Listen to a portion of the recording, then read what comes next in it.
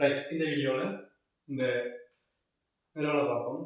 அதாவது இது வந்து திரிகோண கணிதம். திரிகோண கணிதம் செய்யறதுக்கு முன்னுக்கு ஒரு சில முடிவுகள் இருக்கும். அதாவது நமக்கு தெரியும், அதாவது திரிகோண கணிதத்தில் வந்து கோணங்கள் வந்து அதாவது சைன் தீட்டா இருக்கு, சைன் தீட்டா, கோஸ் தீட்டா,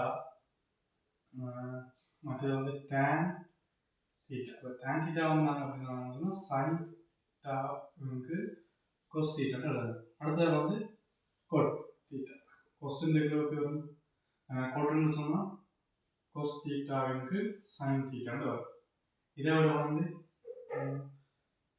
செக் தீட்டா இருக்கு. செக் தீட்டா,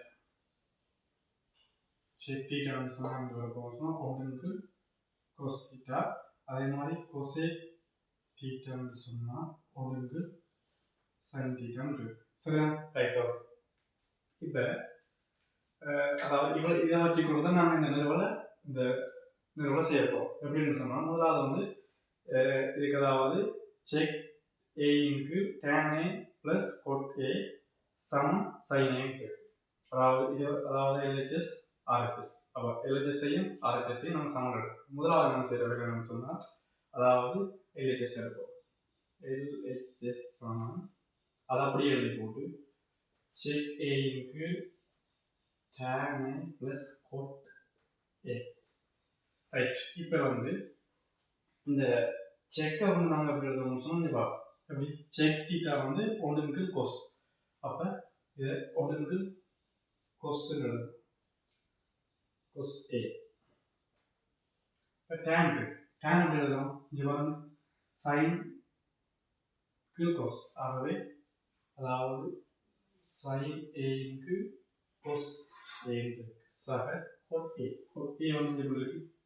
அதாவது கோசைனுக்கு சைன். ஆகவே கோஸ் ஏ இன்டு சைன் ஏ இருக்கு.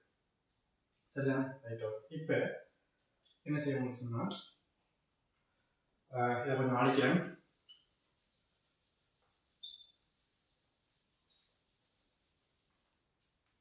நான் என்ன செய்யணும், சமன்பாடு மேலையும் கிளையும் இருக்கா, அதாவது சைன் கோஸால பெருக்கும். அதாவது எப்படி சொன்னால்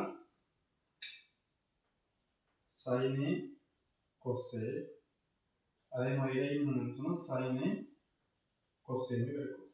அப்போ இதில் வந்து பெருக்கணும்னு சொன்னால் அதாவது முதலாவது வந்து என்ன செய்யணும்னு சொன்னால் இதுவும் போட்டு, அதாவது கோசே வெட்டப்பட்டால் சைனே மட்டும் மீண்டும், சைனே மட்டும் மீண்டும். அடுத்து என்ன செய்யணும்னு சொன்னால் அதாவது சைனேங்கு கோசே, அதாவது சைனேங்கு கோசே இன்டு சைனே கோசே, சைனே கோசே வரும். சக கொசைன்கு சைனேங்கு, அதாவது கொசைன்கு சைனேங்கு சொல்லிக்கல, அதையும் நம்ம பிரிக்கிறது சொன்னால் சைனே இன்டு கொசைன் வரும். இப்போ வந்து பார்த்தோம்னு சொன்னால் இந்த கொசைன் வெளியே விடலாம், அதே மாதிரி சைனையும் வெளியே விடலாம். இப்போ அப்படியே சைனே வரப்போகுது. சைனே இன்கு அதாவது சைன் வர்க்கம் ஏ பிளஸ் கொஸ்டின் இருக்கக்கூடிய கொஸ் வர்க்கம் மேங்கிறோம். எங்களுக்கு தெரியும், நாங்கள் சில முடிவெடுத்து வச்சிருக்கிறோம். அதாவது சைன் வர்க்கம் ஏ பிளஸ் கொஸ் வர்க்கம் ஏக்கு ஒன்றுன்னு தெரியும். அதாவது இது வந்து முடிவு நாங்கள் ஒரு நிறுவி எடுத்து வச்சிருக்கோம். இது நீங்கள் பாடமாகி வச்சிருந்தாலும் இஷ்யூ இல்லை. சரியா? ரைட். ஓகே. அப்போ சைன் ஏக்கு ஒன்று, அதுக்கு ஒன்று தானே. அப்போ சைன் ஏ சமம் ஆர்ஹெச்எஸ்.